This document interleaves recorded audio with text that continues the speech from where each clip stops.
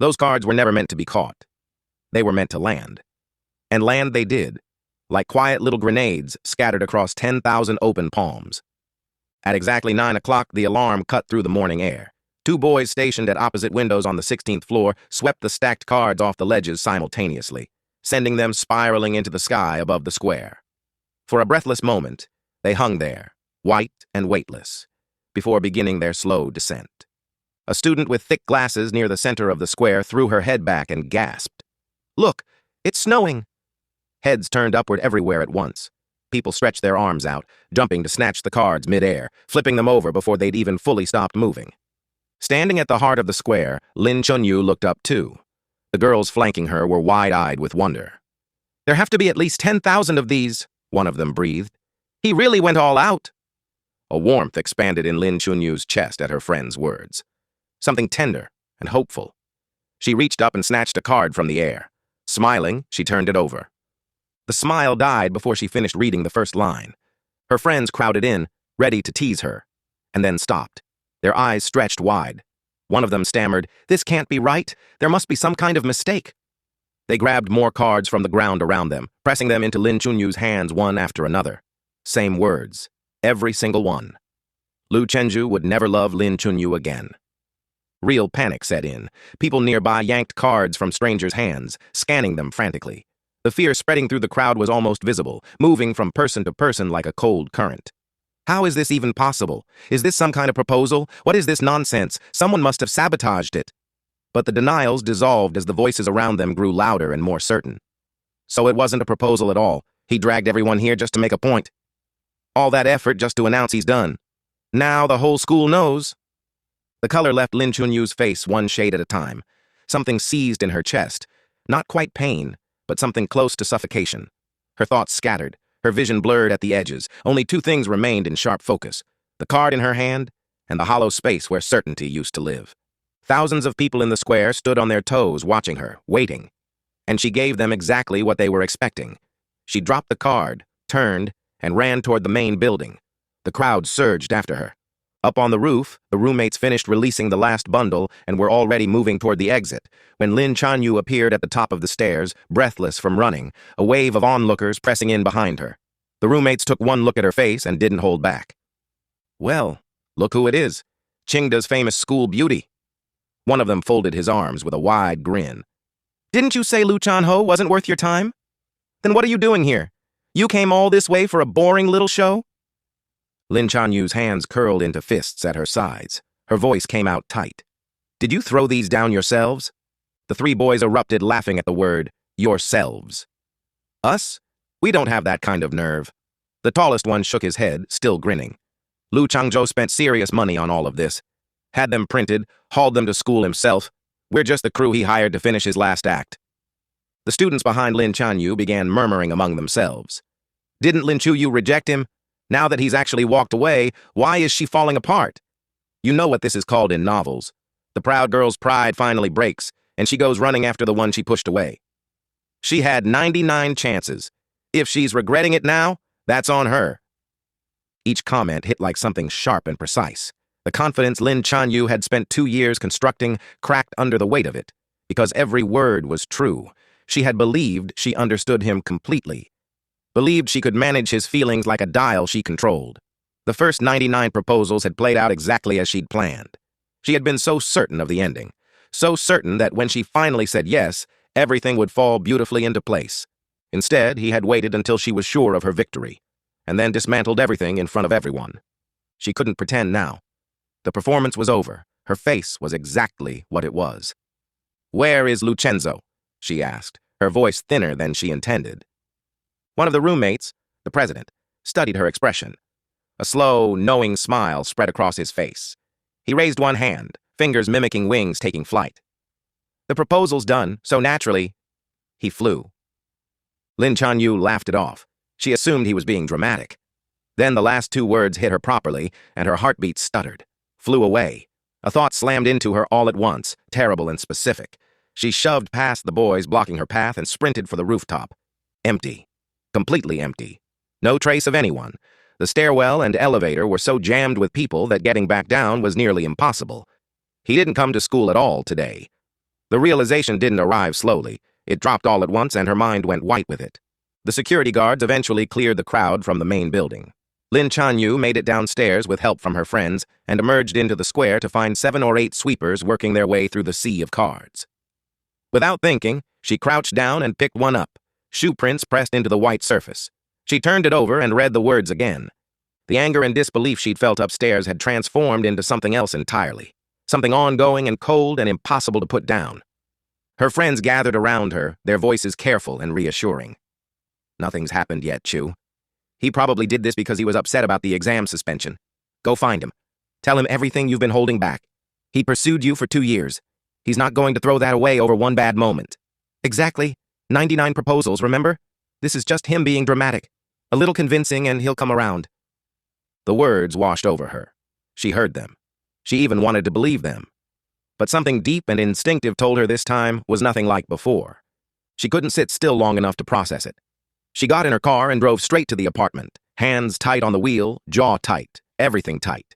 She needed to find him. She needed to say it out loud, all of it, everything she'd kept locked away, and make him hear it. She pulled into the parking lot at 10:30. As she approached the building entrance, she noticed the cleaners working at the rubbish collection point. The memory surfaced without warning. Last night, him sitting on the floor in the hallway, burning something. She'd felt the wrongness of it even then, but hadn't asked. Now she needed to know what it was. But the old bin was gone, replaced by a clean one. The collection truck had already come and gone. She went upstairs. The elevator doors opened, and she nearly walked into a stack of large moving boxes. The young man wrestling with the luggage apologized immediately and started clearing a path. Lin Chanyu stepped around it, assuming it was a new neighbor settling in somewhere on the floor. She walked to his door. It was half open. She raised her hand and knocked. Silence answered her from inside. The kind of silence that isn't just empty. It's finished. Her brows pulled together. She pushed the door open slightly and looked. Hello? A cheerful voice came from behind her. She turned. The young man with the moving boxes was smiling at her, slightly out of breath. I'm the new owner of 1705. Just moved in this morning. Hope we can get along. Lin Chanyu turned slowly and looked at the nameplate on the door in front of her. 1705. She became very still. The young man kept talking, gesturing toward his boxes. Lin Chanyu heard nothing. Her gaze had moved to the door on her left, 1706, the apartment she'd lived across from for months. She stared at it, then back at 1705, then at the boy still cheerfully introducing himself. Do you know the previous owner? He asked, noticing her expression shift. The agent said he moved out in a real hurry, priced it well below market value, so I jumped on it. I wanted to thank him, actually. Do you happen to have his contact? The words went into her ears and dissolved somewhere before reaching anything that could process them. She turned back to the half-open door and stepped inside. The apartment was immaculate. Furniture remained, but every personal trace was gone. No photographs, no stray belongings, no evidence that anyone had lived there. It looked like a display unit, staged, neutral, ready for someone new. The young man appeared in the doorway behind her, still smiling. Clean, right? The agent mentioned he spent 3 days clearing everything out. Apparently he threw away quite a bit rather than move it. Lin Chanyu had no memory of walking back to her own apartment. At some point, she found herself on the floor just inside her door, back against the wall, legs that wouldn't hold her. Sweat had soaked through her clothes as though she'd been submerged. Her hands shook as she pulled out her phone. She found his WeChat profile, typed with trembling fingers. Why did you move out? She hit send. A red mark appeared on the screen. She stared at it, sent another message. Red mark. Another red mark. She sat there staring at a column of failed messages, and the sensation was of something pressing against her throat from the inside. Her phone rang. She pulled her hand back from the screen and answered. Her roommate's voice came through fast and panicked. Chanyu, everything's on fire. Luchu's gone to Italy. I just saw his name on the exchange student list on the notice board. The floor seemed to tilt. She reached for the cabinet beside her to stand, and her legs gave out entirely. She went down hard, her forehead catching the corner of the wall on the way. A deep cut opened. Blood ran freely. The phone had landed nearby, her roommate's voice rising frantically from the speaker. What's happening? Talk to me. We're coming right now. Lin Chanyu didn't answer. She pressed her palm against the wound and felt nothing except the gnawing ache spreading through her skull and the singular line that had embedded itself somewhere beneath thought, beneath feeling, beneath everything. Lu Chenju would never love Lin Chanyu again. She woke up 3 days later in the ICU. Her friends stood around the bed, relief softening the worry on their faces. They filled her in carefully, watching her face for signs that she could handle it. Lu Chenju had landed in Italy 3 days ago. The admission process, however, had stalled. Someone had filed a complaint to the school claiming he'd cheated on an exam, and the exchange program was under review. If the complaint succeeded and the program was revoked, he'd have no choice but to return. Don't worry, Chanyu. He can't just disappear. He'll have to come back. Lin Chunyu's heartbeat quickened. Her eyes opened wider. Before she could respond, there was a knock at the ward door. One roommate went to open it and the others looked over. Professor Zhang walked in. His presence alone changed the air in the room. He swept a single glance over Lin Chanyu lying in the bed, and something in his bearing made everyone else shrink slightly. No one could hold his gaze. "You're Lin Chanyu." It wasn't a question. "I understand you gave testimony in the cheating case involving Chanju and Zhu Yanshu. I'm here to speak with you directly." The roommates exchanged one look and quietly filed out. The door clicked shut. Lin Chanyu lifted her head slightly. "Yes," she said. "I was the one who testified." Professor Zhang's face reddened. His voice rose with controlled, deliberate force. "Chanju told me you gave false testimony. Do you understand what you've done? Do you have any idea what this kind of mark on a student's record means for his entire future? If the official notice goes through, on top of the internet attention this has already generated, you will have dismantled his life. He cared about you. In 2 years, tell me honestly, did he ever do a single thing to harm you? Do you hate him so thoroughly that you want to destroy him completely? If there is any decency left in you at all, you will go to the school administration today and tell them the truth." The room rang with silence after he finished. Lin Chanyu's mind went very quiet in the way it does before something large and irreversible arrives. She thought back to that exam hall. She had been furious about what had happened at the club party, furious that he had chosen the drink over her, that he had outmaneuvered her without even trying. She had wanted to force a crack in his composure. She had wanted him to come to her and apologize. The testimony had felt, in that moment, like leverage, a temporary measure, something she could walk back whenever she chose. She had never once considered that it might follow him across an ocean. She pushed herself upright, ignoring the burning along her forehead, and told Professor Zhang she would go with him now. The hospital staff tried to stop them at the door. The doctors argued. She didn't listen. She walked out. At the school administration, with Professor Zhang already having contacted the disciplinary committee, Lin Chanyu sat before the dean of the design college and teacher Zhao and told them clearly it was Zhu Yanshu who had cheated. She had watched it happen with her own eyes. Zhu Yanshu went pale and immediately began crying. "We grew up together. Zhao, how can you believe this? This was already settled. She's making things up." Teacher Zhao looked between the two women, uncertain who to trust. Lin Chanyu unlocked her phone with a steady hand. "This is a handwritten letter from Zhu Yanshu. My family is bringing the original document shortly. Match the handwriting on the letter against the cheat sheet." Zhu Yanshu's tears redoubled. "Zhao, we've known each other our whole lives. You're going to let her do this to me? Why are you lying?" Lin Chanyu looked at her. Something cold and final moved through her eyes. "I never genuinely liked you. Everything before was a performance. I've stopped performing, which means I have no reason to protect you anymore. You did this, face it." The Lin family arrived with the original letter. Handwriting analysis confirmed what Lin Chanyu had said. The disciplinary committee convened that same afternoon and ruled that given the scale of the incident and its impact on the school community, the full truth would be made public. Zhu Yanshu was expelled, and the matter entered permanently into her academic record.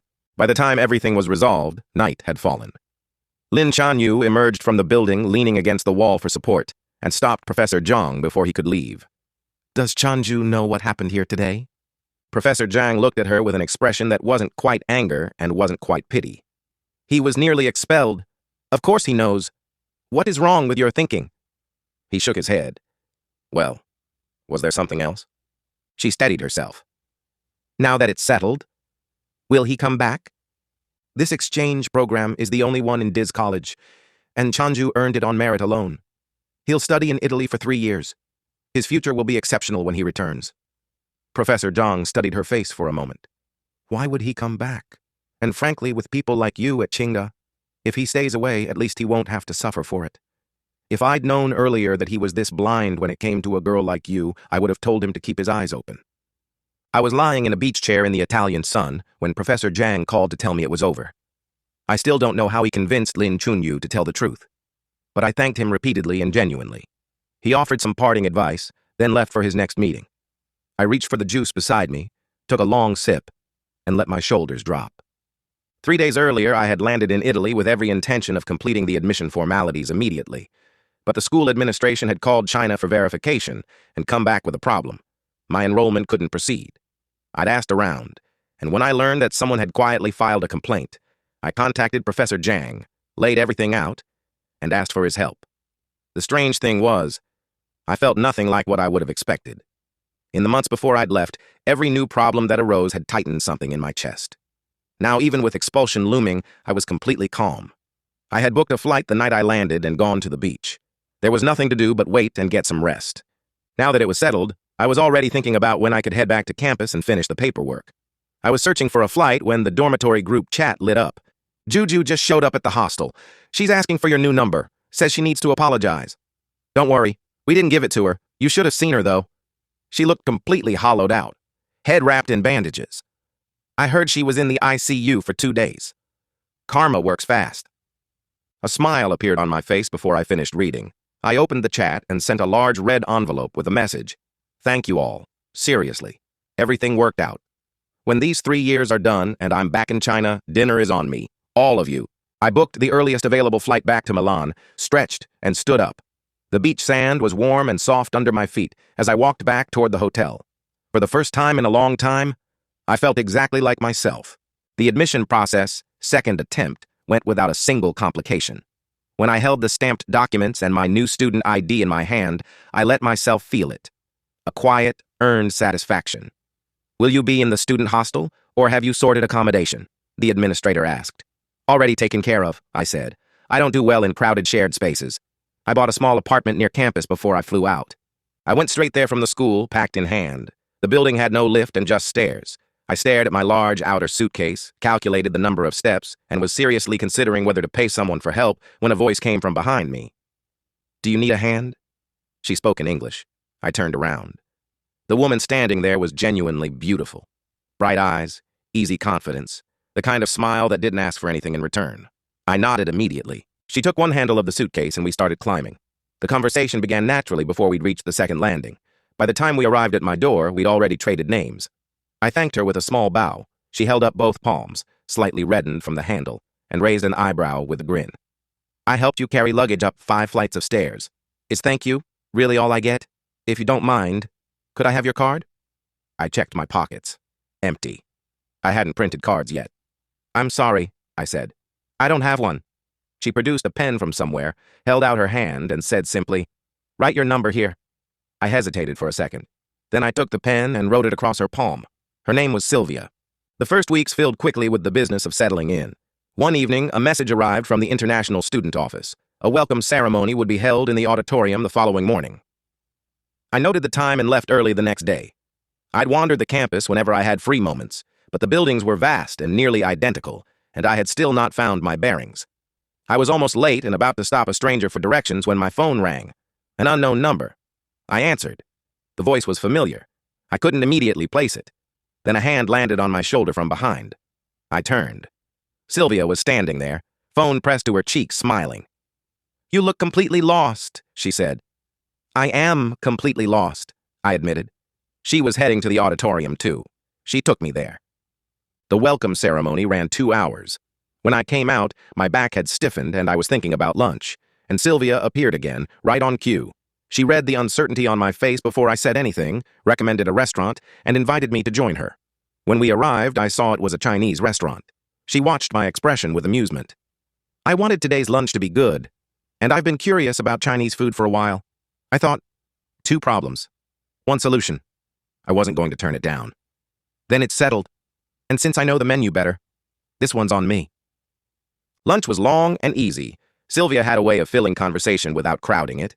Curious about everything, quick to laugh, genuinely interested in the difference between how she experienced the world and how I did. By the time we finished, the afternoon had quietly arrived. She dropped me at my apartment building and paused at the door with something almost shy in her expression. Could I invite you for afternoon tea this weekend? I said yes. That Saturday, the weather was gentle and generous. We found a table at a garden cafe near the lake. A small flock of white doves swept in from across the water, and one loose feather drifted down and settled on top of my head. Sylvia noticed before I did. She stood up, laughing, and leaned over to brush it away. From a distance, we must have looked like people who had known each other much longer than we had. I looked up. Thank you. My gaze drifted to the left and stopped. A woman stood at the cafe entrance, pale face, forehead wrapped in bandages, eyes already fixed on me. I recognized her immediately. Lin Qianyu came toward me fast, her expression tight with something that hadn't decided yet whether to be rage or desperation. Her eyes swept across the table, the cakes, the cups, Sylvia, and then came back to me like an accusation. I hadn't been surprised when I saw her. I had always known at some level that she would follow me here eventually. In her mind, I was something she hadn't finished with. I stayed completely still. She's my friend. Is there something you needed? What kind of friend? Lin Qianyu's voice dropped at the end. Is she your girlfriend? She bit out the last two words. She had come all this way, hurting, bandaged, having told the truth for the first time, and she had arrived to find me sitting in a cafe with someone else. You've been abroad for a matter of days and you've already... She stopped. Restarted. You spent 2 full years refusing to give up on me, 99 times. We had an agreement. What happened to that? You walked away from your own words. I didn't let her finish. There's no point dragging up old things, chasing you the way I did. Honestly, it wasn't something I'm proud of. Was I supposed to keep going? You have a face that photographs well, that's it. I'm not interested anymore. I wanted something different. Am I supposed to ask your permission for that? The words seemed to pass through her without landing properly. She stared at me. Chaju, what's been happening with you? We had an understanding. My life is genuinely good right now, I said, evenly. Eating well, sleeping well. More free time than I've had in years, partly thanks to you, actually. But you turning up here is making me very uncomfortable. If you understand what I'm telling you, please leave the cafe. You're interrupting my time with this woman. My tone was the most unsettling part. Perfectly light, as if none of this required particular effort. Lin Qianyu's face, already pale, went one shade further. For the first time, something settled into her eyes that looked less like anger and more like the beginning of understanding. I was wrong, she said quietly. Her hands were trembling. I shouldn't have treated your feelings the way I did. I'm sorry, Chaju. Please, is there any way to start again? I raised my eyebrows.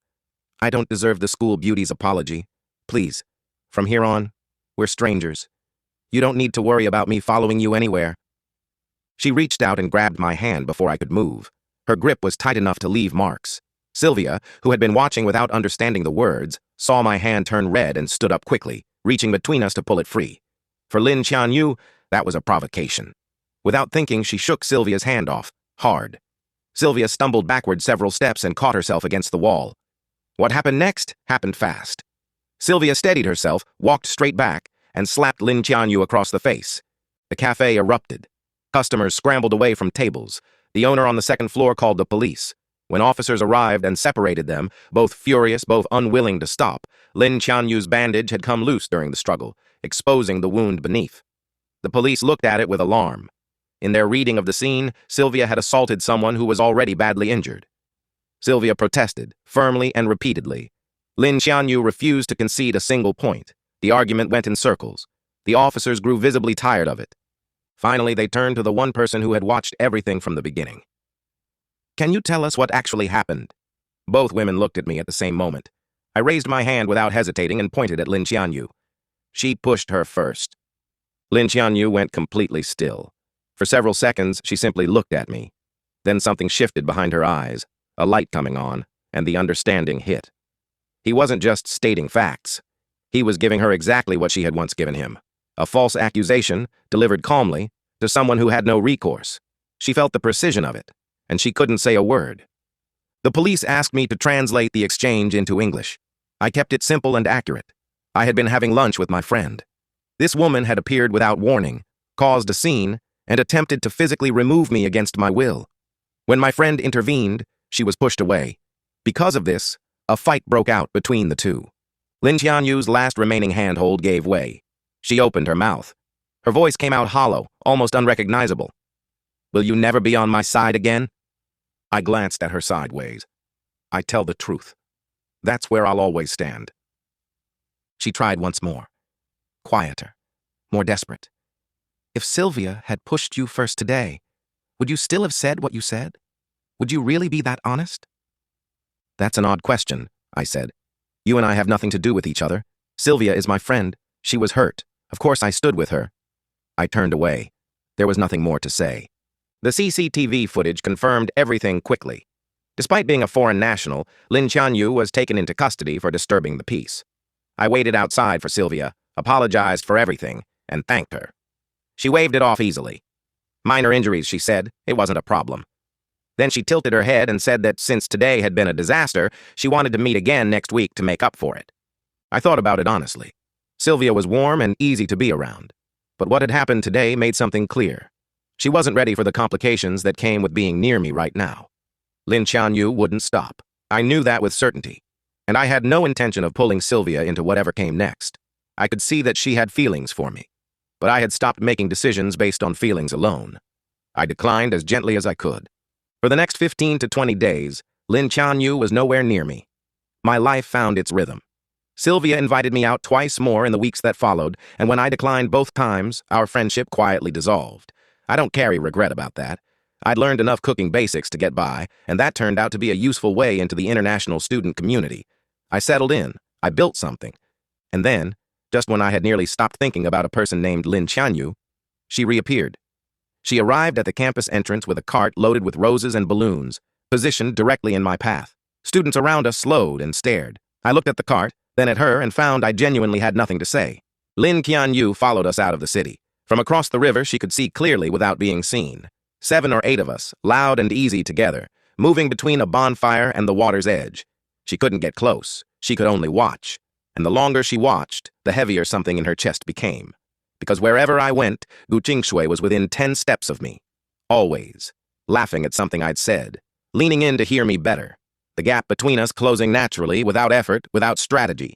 Lin Qianyu understood the difference between that and performance. She had built her entire relationship with me on performance. What she was watching across the river was something else. Every instinct told her to walk over and pull me away from all of it. She knew exactly what stopped her. She knew if she did, I'd be furious. She knew it would push whatever remained of us further beyond reach. So she swallowed everything. The jealousy, the panic, the urge to act, and stayed where she was. 6 hours. She endured 6 hours of it. The bonfire had grown. It was getting loud. I slipped away from the group and walked to the riverbank for some quiet. And Lin Qianyu crossed the distance. "Chanzu," she said, "I need to talk to you about something." The day had been good. Seeing her there tightened something in my chest that I didn't want tightened. My voice came out sharper than I planned. "I don't want to hear it, whatever it is." I turned to go. She grabbed my hand. When I looked back at her, she wasn't performing anything. Her eyes were just eyes, tired and earnest and without armor. "Just a few minutes, Chazu. I've been holding this back for a long time." I stopped. I looked at her properly for the first time in months. "What, exactly? The part where you fell for me at first sight 2 years ago?" The mockery in my voice was thin and deliberate. Lin Qianyu flinched as if she'd been struck. The secret she had guarded so carefully, the one she'd never once let slip, had just come out of my mouth without hesitation. I didn't soften it. "Think about what you're actually claiming, Lin Qianyu. Forget whether I believe you. Would anyone? What kind of love hides itself so perfectly for 2 full years? Who rejects their own feelings 99 times in public just to protect their pride? And who, every time that person faces difficulty, finds a way to aim them at something worse?" I paused. "That's not love. That's something that looks like the opposite of it." The words hit every tender place. Lin Qianyu tried to push back, to find a counter, to say something that would hold. Nothing came. Only the most stripped-down version of what she had left. "No, Chazu. I really do care about you. Everyone around me knows it. They'd all say the same. What does it matter to me what everyone says?" My voice hadn't risen at all. That was almost worse. "From where I've been standing, start to finish, the only person you've consistently cared about is Zhu Yanshu. Go find him. Tell him what's in your heart. You two look right together." I looked at her for one more moment. "And if I'm being honest, from start to finish you've made me feel nothing but relief that I'm no longer in it." The disgust on my face wasn't manufactured. Lin Qianyu felt it in her body, a full-body recoil, her hands shaking, her grip on my wrist tightening because loosening it meant letting go of the last thing she was holding on to. I didn't argue further. I simply pulled my hand free, turned around, and walked back into the noise and the firelight. The moment our hands separated, something left her entirely. She stood at the riverbank alone, the water moving past her in the dark, and the emptiness that flooded in was unlike anything she'd felt before. Not anger, not even grief. Something quieter and more total. The specific feeling of having run all the way to the end of something and finding nothing waiting there. I thought that conversation would be the end of it. I was wrong. For the months that followed, she appeared within 20 meters of me every time I stepped outside. Every few days she arrived with something. Flowers, a gesture, a speech, and called it a proposal. Once, twice, a third. I stopped counting. I never reacted. When she went far enough to constitute a public disturbance, I had her removed. The whole school eventually came to know about Lin Qianyu, not as the school beauty, but as the girl who followed me everywhere and couldn't stop. People pointed when she walked past. She didn't care. She simply continued. She had constructed a theory that persistence would eventually wear me down. She had based this theory on watching me chase her for 2 years. She assumed the mechanics worked in both directions. They didn't. Not even slightly. She had to watch me accept invitations from other women while she stood at the edges. She had to watch me lean in close to girls whose names she didn't know, laughing at things she couldn't hear. Every time this happened, some new piece of the certainty she'd carried for years chipped away. From 1 to 50, winter passed, spring arrived, then the slow warmth of early summer. She kept counting, kept appearing, kept proposing. She had decided that 50 to 100 was still achievable, that even 101 wasn't the end. And then I appeared in front of her, holding a girl's hand, smiling at the people around us. "She's my girlfriend," I said, and introduced her. Lin Qianyu felt it like structural collapse. She lost control of herself entirely and came straight at me. Before she could reach us, the campus security stepped in. From behind that wall of uniforms, with her eyes already red, she forced the words out. "Why?" I glanced at her for exactly 1 second. "I'm young. I have money and time, and I enjoy the company of good people. Is there a rule against that? Love is a fine thing. I don't see the problem." She started drinking alone after that. Bars at night, waking up in the morning to walls that held nothing. Every time she worked up the courage to come and ask me to stop, she'd arrive and see my face, genuinely at ease, genuinely happy, and the courage evaporated. She had spent 2 years making someone feel exactly this, and she had done it on purpose, with strategy, with a certain quiet satisfaction. Now she understood what she'd been doing. Her family called, her friends called. She stayed. When summer ended, and the news of my latest breakup reached her, she moved immediately. She came to me with something practiced and soft, trying to be a comfort, trying to position herself as the person I would naturally turn toward. There was no sadness on my face. There was nothing of what she'd expected. "We ended it mutually," I said pleasantly. "It was the right call for both of us." Something settled in her chest. Just barely. Then, "And anyway, even if I had been hurt, it wouldn't have come close to those 2 years. You watched the whole thing, so what's the performance for?" She opened her mouth. I didn't give her room. "Linya, stop. I'm tired of watching you act. If you need someone to give you attention, go back to China. Find Zhu Yanshu and your friends. They'll be glad to take care of you. Don't make a scene here." Her face went red. I moved past her and didn't look back.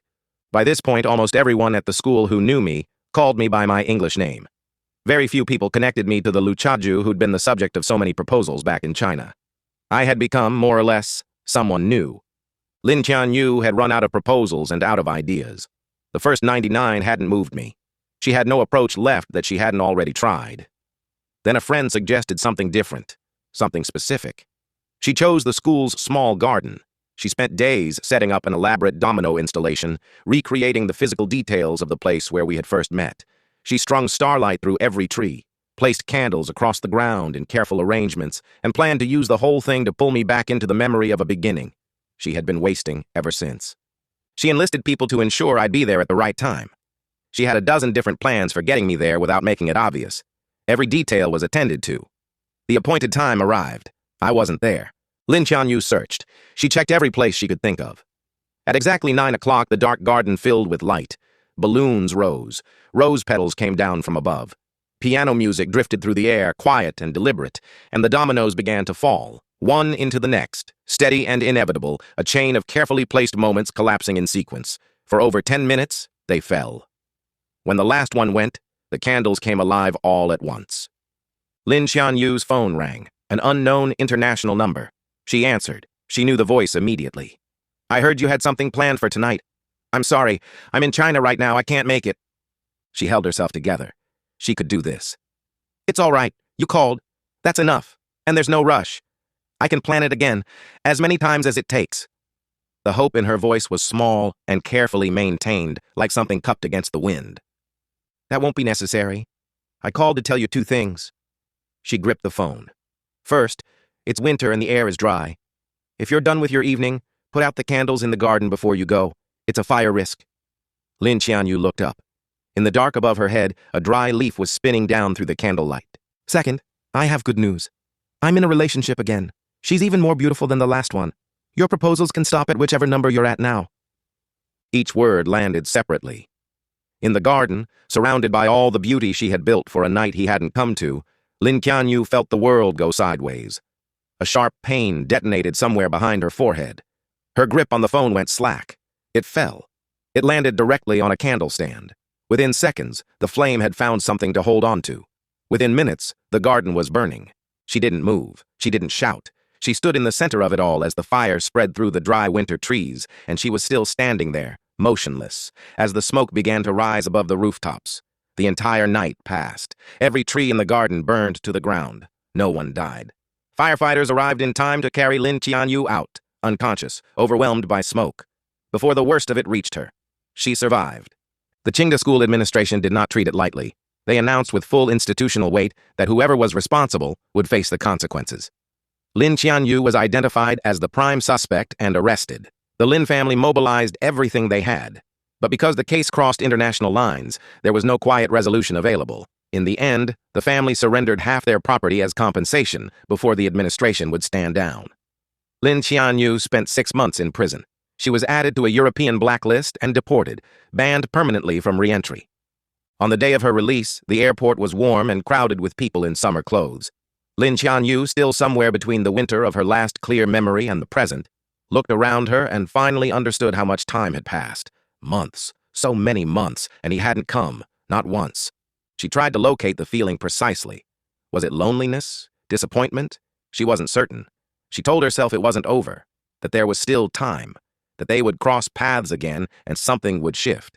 She turned to leave and saw me crossing the street, holding a girl's hand. She recognized the girl from a photo her friends had sent her weeks ago. She knew who she was before I looked up.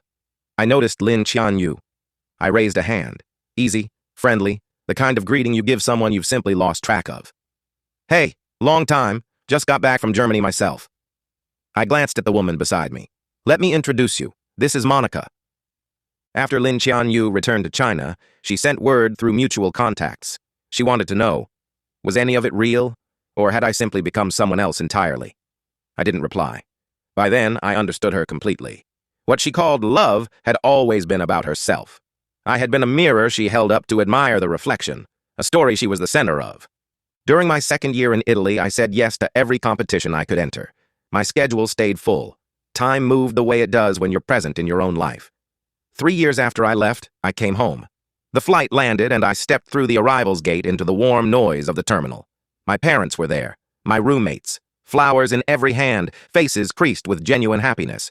As for Lin Qianyu's place in any version of my future, I had no uncertainty about that. We were two people who had once occupied the same story. Now we were strangers on parallel streets,